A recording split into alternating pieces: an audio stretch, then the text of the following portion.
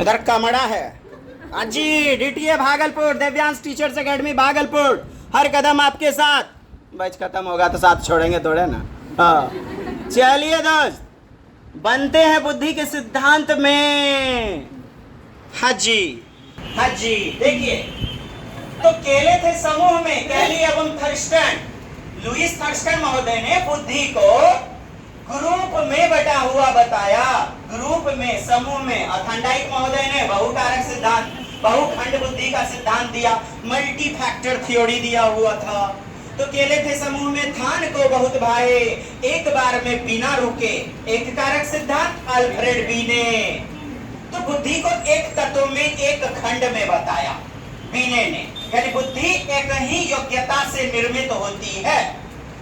तो बताइए, विशिष्ट काम करने के लिए अलग बुद्धि तो लगती ही है, कार्य कुशलता के लिए और सामान्य के लिए सामान्य बुद्धि, तो एक ही प्रकार में कैसे बटी होगी? यही तो गलत है। इसीलिए निरंकुशतावादी सिद्धांत कहा गया, इसे अयोग्य अमान्य करार दिया गया। अल्फ्रेड बीने के सिद्धांत को, वन फैक्टर थ्योरी को।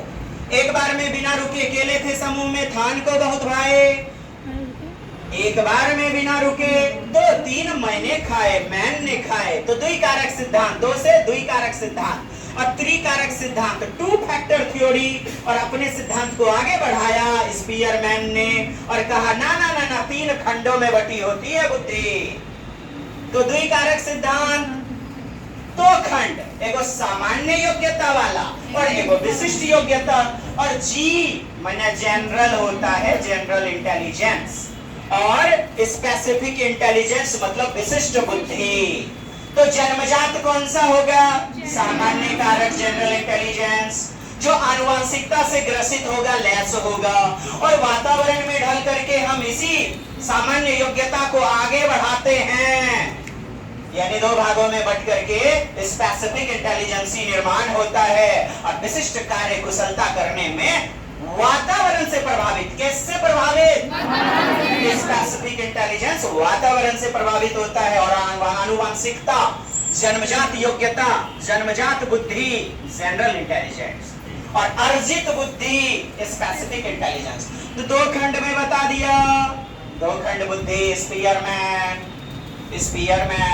त्रिखंड बुद्धि, 3 खंडों में बताया हुआ। अरे ना ना ना यार, सामान्य तो होता ही है, विशिष्ट तो होता ही है, सामान्य कारक।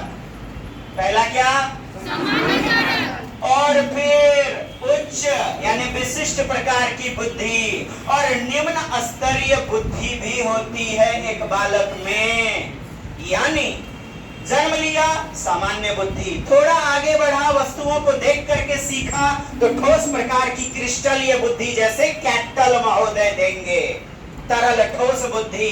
एक फ्लूइड इंटेलिजेंस, फ्लूइड, और दूसरा क्रिस्टलीय इंटेलिजेंस, जिसे हम ठोस बुद्धि कहते हैं साहब। तो तीन खंड बुद्धि में, त्रिखंड बुद्धि में, 3 फैक्टर थ्योरी में स्पीयरमैन कहते हैं 3 बुद्धि कौन सी? विशिष्ट, सामान्य, विशिष्ट और संकीर्ण, यानी निम्न स्तर वाला। स्पीयरमैन की बात हो गई।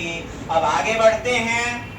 ये सामान्य बुद्धि सब मनोवैज्ञानिक कहेगा प्रतिपादन कहां से ले रहे हैं? स्पीयरमैन ने सबसे पहले ये सामान्य बुद्धि के बारे में दिया हुआ है। आरबी कैपिटल भी लेंगे, यहीं से लेंगे। कैरोल लेनॉस, वो महोदय भी आएंगे।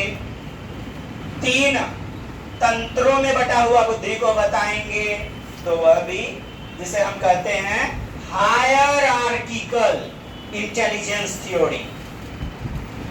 चलिए, और इसको पूरा करते हैं थर्स्टन समूह कारक सिद्धांत। तो बुद्धि को 7 खंडों में, मानसिक योग्यताओं के 7 समूह में बताया। कितने समूह में? 7 समूह में बताया। विच आप पढ़ चुके हैं पहले, विच आई हैव अर्लियर टॉट। समूह कारक सिद्धांत 7 मानसिक योग्यता के समूह में बटी होती है बुद्धि, कहते हैं लुईस थर्स्टन महोदय। थॉर्नडाइक महोदय बहुकारक सिद्धांत, बुद्धि जो है बहुत सारे खंडों में, बहुत सारे खंड में होती है।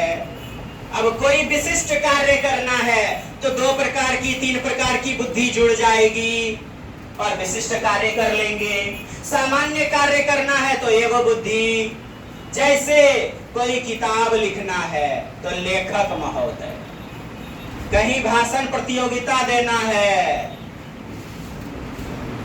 काव्य गोष्ठी में, लेकिन नेताजी बनना है, सारी बुद्धि मिल गई, 1 प्रकार की 2 प्रकार की 3 प्रकार की, और बहुत सारी बुद्धि का मिल जाना। बहुबुद्धि और खंड यदि होगा तो बहुत सारे टुकड़ों में अणुओं की तरह बटे होंगे। बुद्धि किस कैसे बटे होंगे? बालू के कण के समान, बालू के कण के समान। ये बालू का कण के रूप में देख रहे हैं, इसीलिए इसे बालू के ढेर का सिद्धांत, बुद्धि का सिद्धांत, बालू का सिद्धांत भी कहते हैं। बालू का सिद्धांत, बालू के ढेर की बुद्धि का सिद्धांत भी कहते हैं। किसको? थॉर्नडाइक महोदय के बहुकारक मल्टी फैक्टर थ्योरी को। क्या? मल्टी फैक्टर, बहुत सारे बालू के ढेर, कण यानी अणु। तो आणविक सिद्धांत, आणविक क्या कहेंगे और हम इसे? आणविक। और अणुओं से मिल करके एक विशिष्ट बुद्धि में जब अप्लाई होगा तो परमाणविक बुद्धि, परमाणु, तो परमाणविक, परमाणु, परमाणु, परमाणु, परमाणविक, परमाणुवादी बुद्धि का सिद्धांत। परमाणविक क्या बन जाएगा? परमाणुवादी बुद्धि का सिद्धांत। परमाणुवादी बुद्धि का सिद्धांत क्या हो जाएगा? परमाणुवादी बुद्धि का सिद्धांत बहुत सारे अणुओं में बटा हुआ है ना, बालू के कण के ढेर के समान सामान्य रूप में विभक्त रहती है बुद्धि, बहुत सारे खंडों में बटी रहती है बुद्धि। कहते हैं थॉर्नडाइक महोदय, थॉर्नडाइक महोदय त्रुटि एवं प्रयास का सिद्धांत जिन्होंने दिया, जिन्होंने बताया स्टिमुलस पहले तब रिस्पॉन्स, यानी उद्दीपक, उद्दीपन पहले तब अनुक्रिया। स्किनर इसका ठीक उल्टा बोलेंगे। तो स्टिमुलस आप जानते ही हैं, जैसे बिल्ली पिंजरे में डाला, बिल्ली को बाहर में दूध, मछली आदि एक्सपेरिमेंट में रखा, तो दूध वगैरह क्या है? हलचल जो मचा दे आप में, वही तो स्टिमुलस है, उद्दीपक है, उत्तेजित करने वाली वस्तु है। आपके लिए आपका स्टिमुलस क्या होगा? रिजल्ट। 3 दिन भूखा रख देंगे, आप ही को रोटी देखेंगे तो लार गिरने लगेगा। पाने के लिए, रोटी को पाने के लिए अनुक्रिया या क्रिया, रिस्पॉन्स करने लगेंगे, है ना। तो RS थ्योरी फिर जाएंगे तो आप जाते हैं BF स्किनर ने, ठीक, चूहे पर प्रयोग, जिसे स्किनर प्रयोग कहते हैं, और कबूतर को पिजन पेटी का। चलिए साहब, यह भी बात हो गई बहुखंड बुद्धि, बहुखंड बुद्धि। अच्छा, थॉर्नडाइक के बारे में और बात करें तो 3 मुख्य नियम दिए थे। तत्परता का नियम, थ्योरी ऑफ रीडीनेस, अभ्यास का नियम, प्रैक्टिस थ्योरी, प्रभाव का नियम, इफेक्टिवनेस। अब 2 प्रकार में बांटा, धनात्मक में, ऋणात्मक में, ये भी इन्हीं के देन है। और 5 प्रकार के गौण नियम बताए हुए थे, किसने? थॉर्नडाइक महोदय ने। और बातों को आगे बढ़ाते हैं JP गिलफोर्ड महोदय ने।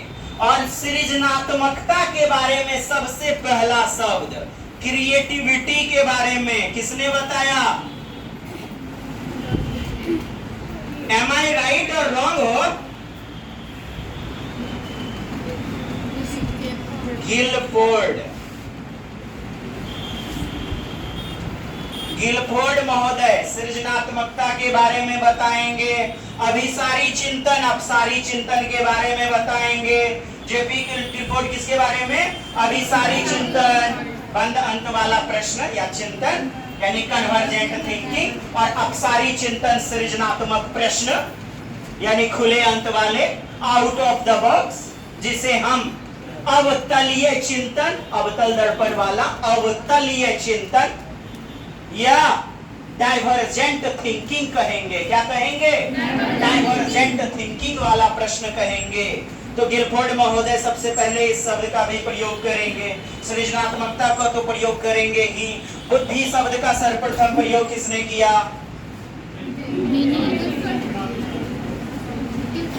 रितु मैडम जी। बुद्धि शब्द का सबसे पहले प्रयोग फ्रांसिस गाल्टन महोदय। चलिए, सृजनात्मक शब्द देने वाला गिलफोर्ड। अभिसारी चिंतन अपसारी चिंतन, चलिए, जेपी गिलफोर्ड 3D मॉडल के रूप में बुद्धि को बताते हैं, 3D मॉडल के रूप में।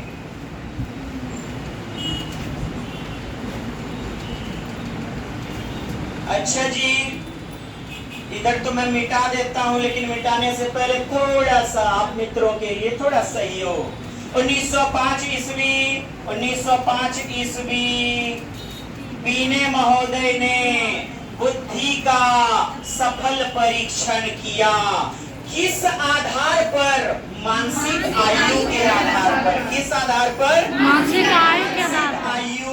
इससे पहले शारीरिक संरचना के आधार पर बुद्धि मापन होता था। इसीलिए 1905 से आधुनिक बुद्धि मापन, इंटेलिजेंस टेस्ट का काल कहलाता है। तो आधार, इससे पहले शारीरिक संरचना, इससे पहले लेवेजियर महोदय ने अपने अखबार में एक अखबार में प्रकाशन करवाया एक लेख में कि शारीरिक संरचना जिसकी जैसी उसकी बुद्धि वैसी होगी। तो शरीर के संरचना के आधार पर लेवेजियर महोदय ने, तो यह शरीर के संरचना के आधार पर था, जो कि गलत था। किसका पतला दुबला शरीर होता है, बुद्धि उसमें भी पाई जाती है बेजोड़ जबरदस्त घपाक वाली, इसीलिए इसे अवैज्ञानिक कहते हैं, अवैज्ञानिक काल बुद्धि मापन का। लेकिन 1905 जो बीने होगा, बीने का काल, आधुनिक युग का मनोवैज्ञानिक बुद्धि मापन काल, उसे हम वैज्ञानिक काल कहेंगे। मान्यता प्राप्त, इधर अमान्यता प्राप्त, लेकिन अशाब्दिक रूप में मान्यता प्राप्त है। यानी 1905 से पहले कैसा होता था? अशाब्दिक। अशाब्दिक मतलब चित्रों के माध्यम से गत्ते जोड़िए, आकृति से आकृति मिलाइए।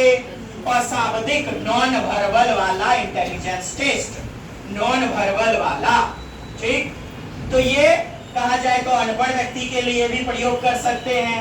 लेकिन 1905 में शाब्दिक बुद्धि, वर्बल यानी लिखित टेस्ट प्रयोग चलने लगा।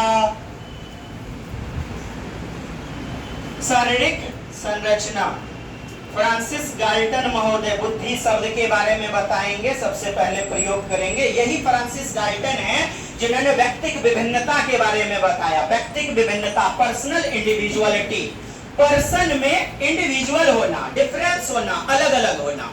प्रत्येक व्यक्ति का रूप, रंग, योग्यता, बुद्धि, लब्धि अलग अलग होती है। तो व्यक्तिक विभिन्नता, व्यक्तिक विविधता, व्यक्तिक अलगाव। तो एक शिक्षक कैसे पढ़ाएगा? अलग अलग शिक्षण विधियों से बहु विविधता को सुसाधित करेगा। ठीक किसकी तरह? हॉवर्ड गार्डनर बहुबुद्धि सिद्धांत, मल्टीपल इंटेलिजेंस थ्योरी, बहुबुद्धि सिद्धांत हॉवर्ड गार्डनर। सप्त बुद्धि का सिद्धांत, क्या? सप्त बुद्धि का सिद्धांत। चलिए, 1905 के बाद, अच्छा 1905 शाब्दिक रूप से फ्रेंच भाषा में, किस भाषा में? फ्रेंच, फ्रांस के निवासी थे बीने, इसीलिए फ्रेंच भाषा में, ठीक।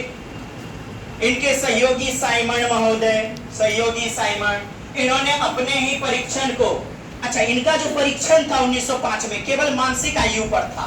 मानसिक आयु, आप जिस क्लास में हैं उसका यदि बना लेते हैं पूरा क्वेश्चन तो सामान्य पर है, उससे ऊपरी क्लास वाला बना लेते हैं, 10वां में छो तो बरहमा के बनाए ले छो तो विशिष्ट बुद्धि उच्च बुद्धि में है। यदि 10वां में छो लेकिन 10वां 9 बना पा रहा है, रउआ असक्षम बनी हो सॉल्व करे में, निम्न स्तर का 9वां के मैथ 8वां के मैथ 7वां के बना पाते हैं तो निम्न बुद्धि में हैं आप। इस आधार पर टेस्ट लिया 30 क्वेश्चन संचालित करके आगे अपने टेस्ट को बढ़ाया। उन्होंने परीक्षण को 1908 में बीने साइमन परीक्षण चाइल्ड पर आधारित, 1911 में बीने साइमन एडल्ट पर आधारित, 1911 में अक्टूबर में इनकी मृत्यु हो गई बीने की, अल्फ्रेड बीने। लेकिन इन्हें आधुनिक युग का जनक माना जाता है बुद्धि परीक्षण, इसलिए जितना नाम आएगा उसमें अधिकांश नाम देखिएगा बीने हिंदुस्तानी परीक्षण, बीने ईस्टर्न बुद्धि परीक्षण, बीने टर्मन देख सकते हैं आप कहीं कहीं। तो बीने नाम इसीलिए जुड़ा हुआ है क्योंकि आधुनिक के जनक कहे जाते हैं बुद्धि परीक्षण के। लेकिन इससे पहले का काल 1905 से पहले वाला अशाब्दिक और वैज्ञानिक यानी शारीरिक संरचना पर, तब फिर लेवेजियर वगैरह होते।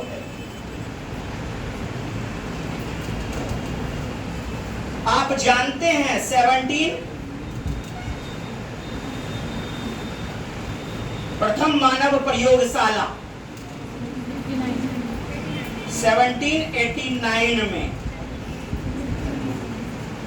विलियम वुंट महोदय,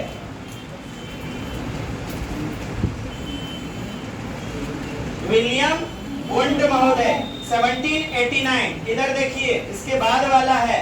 इस शारीरिक संरचना के आधार पर मानव प्रयोगशाला ह्यूमन लेबोरेटरी बनाया। क्या बनाया? ह्यूमन लैब, मानव प्रयोगशाला ह्यूमन लेबोरेटरी। कहां? जर्मनी के लिपजिंग शहर में, जर्मनी के लिपजिंग शहर में प्रथम मानव प्रयोगशाला विलियम वुंट के द्वारा। ये वही विलियम वुंट है जो बुद्धि के बारे में, जो मनोविज्ञान के बारे में क्या कहते हैं।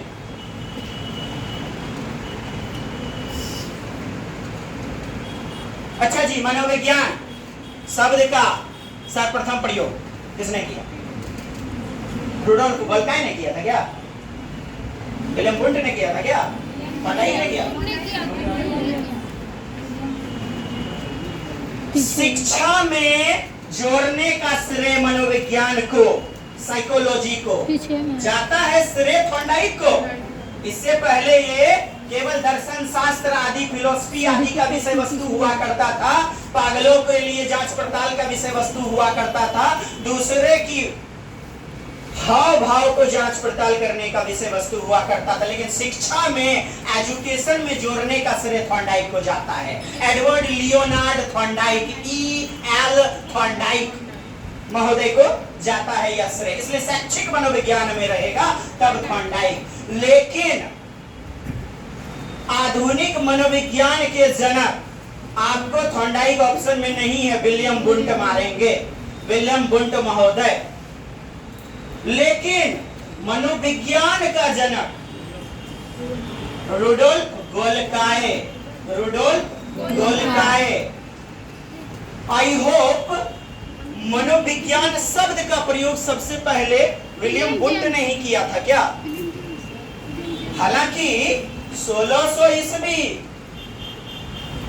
अरस्तु वगैरह से चला आ रहा है, लेकिन यह सब तो गलत हो जाएगा। खैर, इसको हम लोग देख लेंगे मनोविज्ञान शब्द का। मुझे तो लगता है रुडोल्फ गोल्काय होगा, रुडोल्फ गोल्काय जो है ना इसका उत्तर होगा। मनोविज्ञान शब्द का, मनोविज्ञान का जनक कहा जाता है रुडोल्फ गोल्काय को, गोल्काय को, गोल्काय।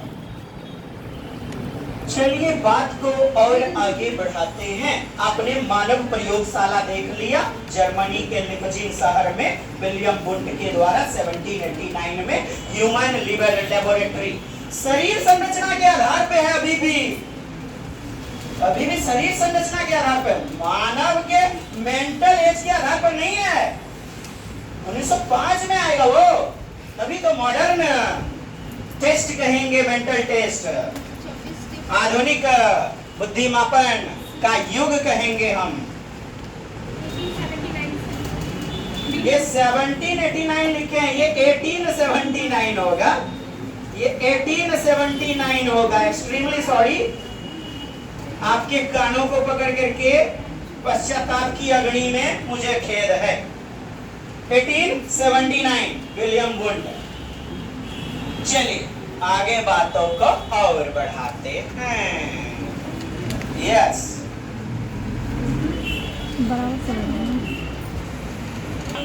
आई एम लुसुर लुसुर करीम। मिलते हैं पुनः अगली दमदार कक्षा में, तब तक के लिए जय हिंद, जय भारत, वंदे मातरम।